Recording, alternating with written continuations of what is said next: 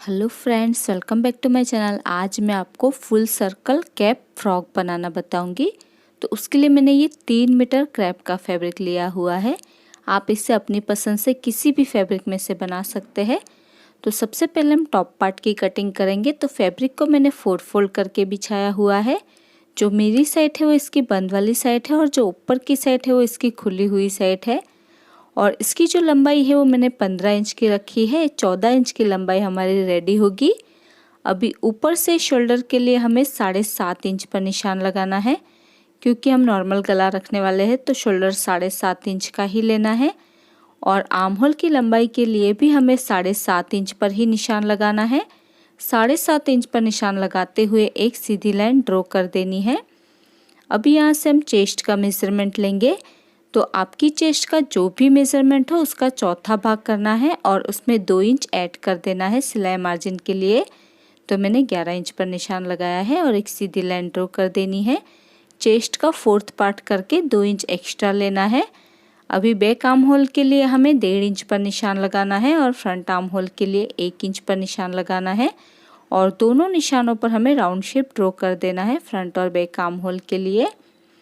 अभी नीचे से हमें कमर की चौड़ाई का चौथा भाग करना है और उसमें भी हमें 2 इंच ऐड कर देना है सिलाई मार्जिन के लिए। तो मैंने 10 इंच पर निशान लगाया है।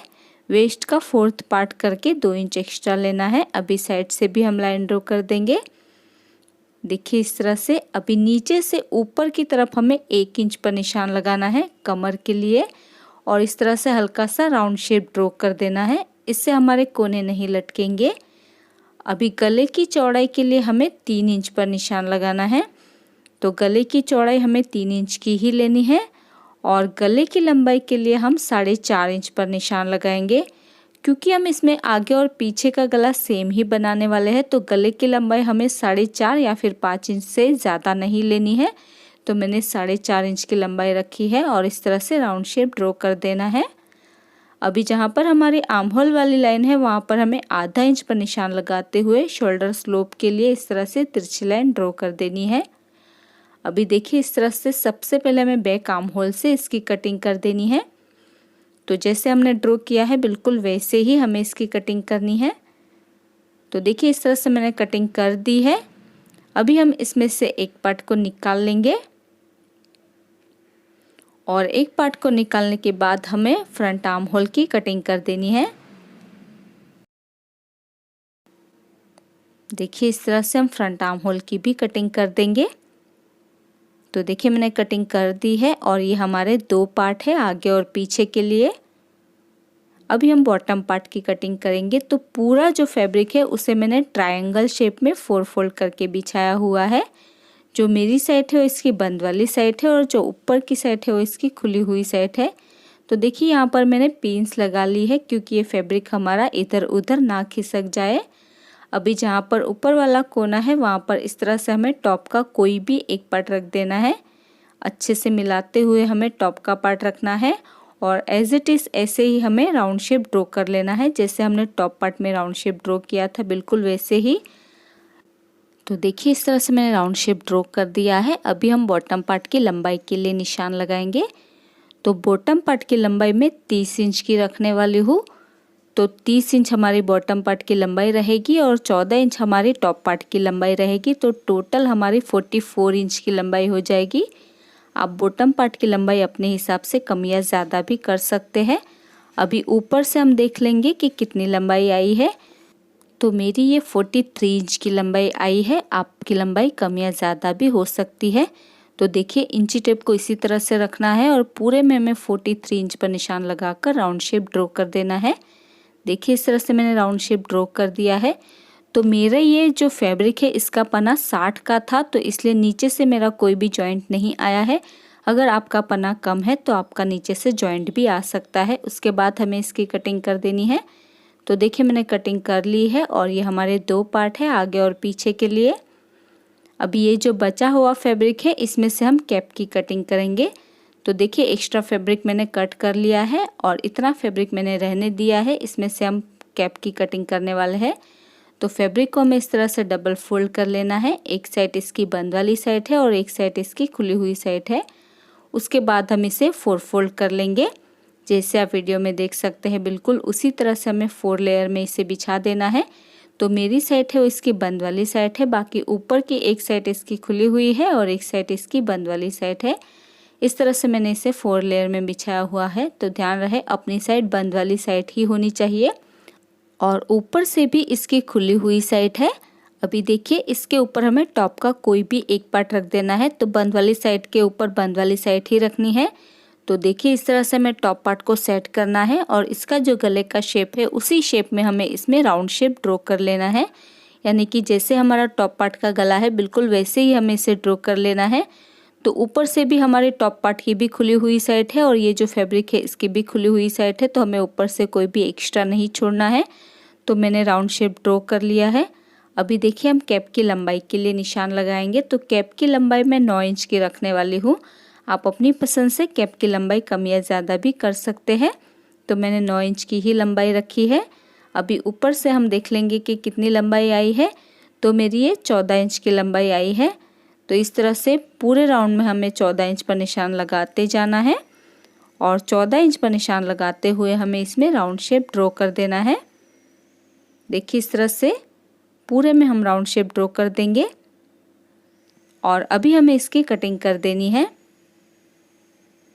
तो जैसे हमने ड्रॉ किया है बिल्कुल वैसे ही हमें इसकी कटिंग कर देनी है। तो देखिए इस तरह से मैंने कैप की भी कटिंग कर ली है और ये हमारे 2 पार्ट है आगे और पीछे के लिए। देखिए इस तरह से 2 पार्ट है आगे और पीछे के लिए।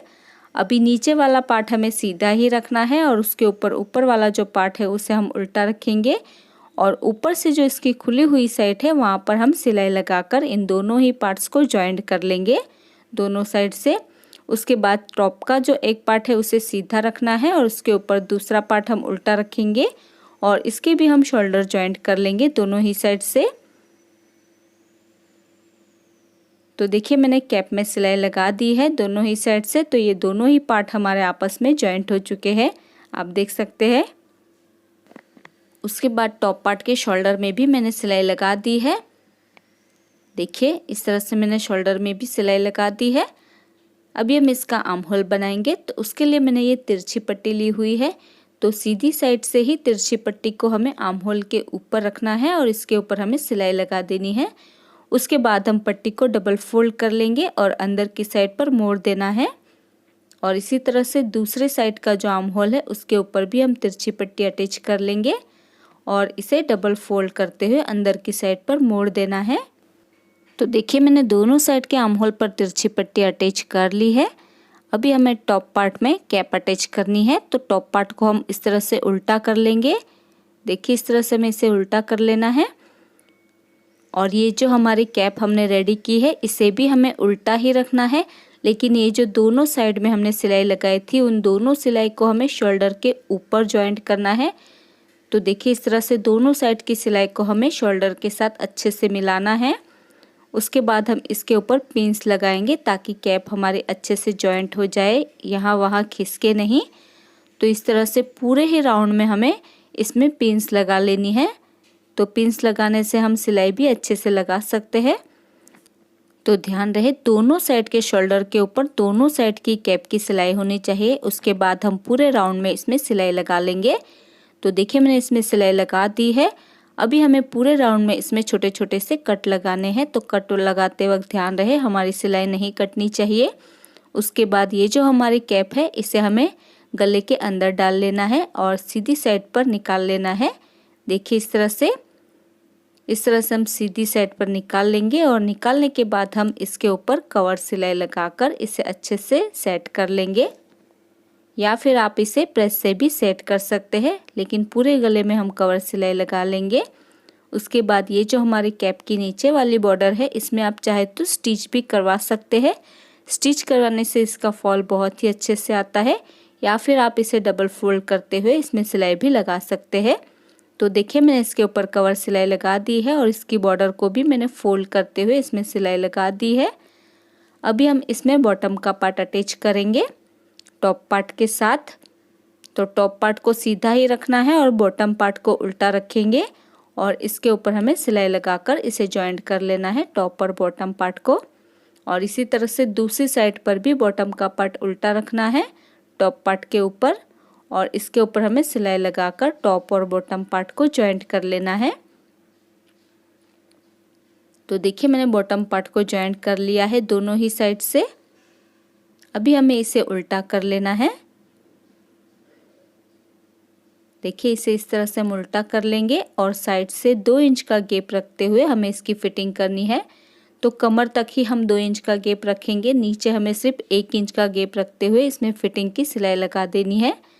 और इसी तरह से दूसरी साइड पर भी कमर तक 2 इंच का गैप रखेंगे और नीचे से हमें 1 इंच का गैप रखते हुए इसकी फिटिंग कर लेनी है।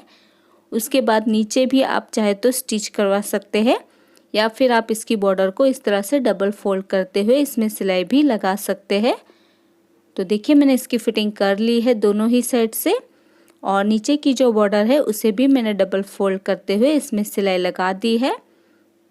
और इसी के साथ ही हमारा फुल सर्कल कैप फ्रॉक बनकर रेडी हो चुका है और यह है इसका final look. So friends, I hope आपको आज का ट्यूटोरियल पसंद आया होगा।